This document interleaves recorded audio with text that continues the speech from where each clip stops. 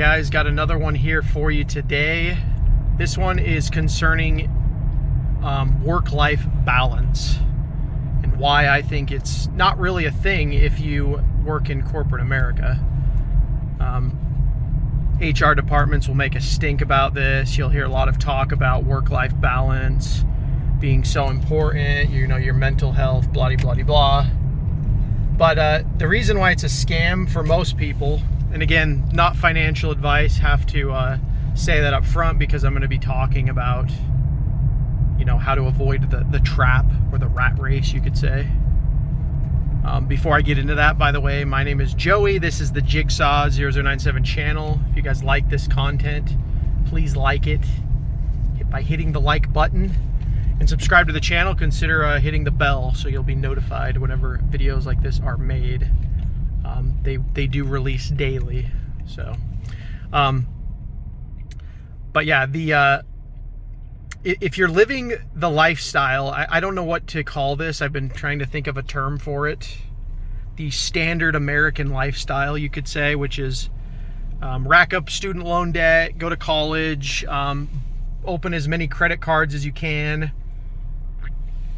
You know, just spend all of your money, right? Lifestyle creep. It's like the moment you make money, you spend money. A big one too is if you're living in an apartment and you're renting. A lot of that is just throwing money away. All of these things contribute to work-life balance. And if you're living this way, a lot of people live this way without thinking about it. If you live this way, there is no such thing as work-life balance because you have to work just to pay your bills. So you essentially become a wage slave. And like I said, a lot of companies will talk about work-life balance and we care about your mental health, but they really just don't care. They don't care because at the end of the day, you are a cog in a machine. They're going to use you for what they're going to use you for. This is why I'm looking into 1099 myself, doing this channel. Hopefully this channel can gain some traction, but there are ways out of it too. Another thing though is you really have to lower your costs as much as possible. In my ideal, I always say, again, not financial advice, just my own opinion. I always say that the best way to get out of this is to try to work as little as possible, and that's something around 20 to 25 hours a week.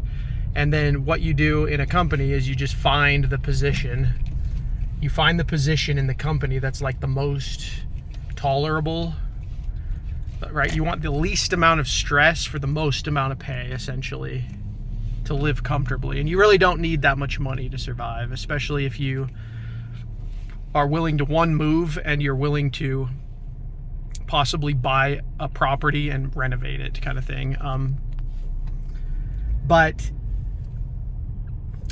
what got me thinking about this was I was just at work today, just talking to people and just observing people's spending habits. I don't know how to explain it. I don't want to go into too many specifics because I'm still working at this job, but just the way people spend their money, right, is what I'm observing. And it's like what I said in the beginning, like, and that people will say this to you too without even like thinking about it. They'll just say like, oh well, I gotta pay my bills, right? I gotta pay my bills. And then you start asking them and you find out their bills are like Netflix subscriptions and concerts, and you know, I'm buying like new clothes all the time, or whatever it is, right? Whatever it is. And again, I've fallen into this trap in the past. I used to buy like all the Eagles merch, brand new, top dollar.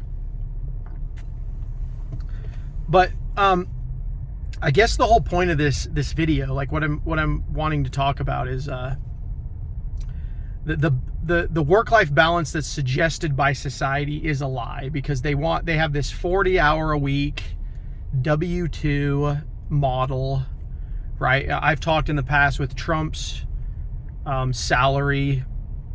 with Trump's overtime tax cut thing. What it's going to do is it's just going to encourage companies to work everyone's salary, and salary is the trap. If you guys don't know that yet, you young guys out there, you don't want to work salary if you can avoid it, because when you go on salary, they give you a set amount of money a year, and they can work you as much as they want, essentially. There really is no benefit to salary. I've talked about this in the past with my experiences at Walmart, but when I worked there, that was when I learned about the salary trap and what it actually is. It's like I said, it's just to work you more hours for basically the same pay in many ways. Like, you might get a slight raise, but it's never significant enough to matter unless you're just moving up to like a crazy level of the company. But if you're just like moving, say you're moving from level 1 to 2, and then you move from 2 to 3, but 2 is hourly and 3 is salary. If you move from 2 to 3, that usually it's not enough to matter. And so you've now fallen into the salary trap, if that makes sense. And so, yeah, the way to avoid this and to have a real work-life balance is to cut your costs of living as much as possible. And again, this means you might have to do some very unorthodox things, like move back in with friends or family, or, don't rent that apartment. Don't take that job just because you want that job, because usually if a highly desirable job might be in an area where you have to buy certain apartments, and that means the rents will go up, right? All these things are, when you're looking at jobs, you really just want to look at cost benefit analysis. What are they paying me? What do I have to do for them to pay me? And this doesn't apply to everyone, because some people, I really don't believe people like to work. Like the modern jobs, it's mostly designed for like women, basically. But a lot of guys and gals, they've really tricked themselves into thinking they like love this. And some of them genuinely do, but I think it's just like, it's like make work. It's like busy work, a lot of these jobs. And so to get out of it, I recommend, again, this is my own personal advice that I would give to myself, essentially, not financial advice. I would recommend that you find out what your costs of living are. You narrow those down as much as possible. You cancel as many subscriptions as possible, because subscriptions are really what kills people.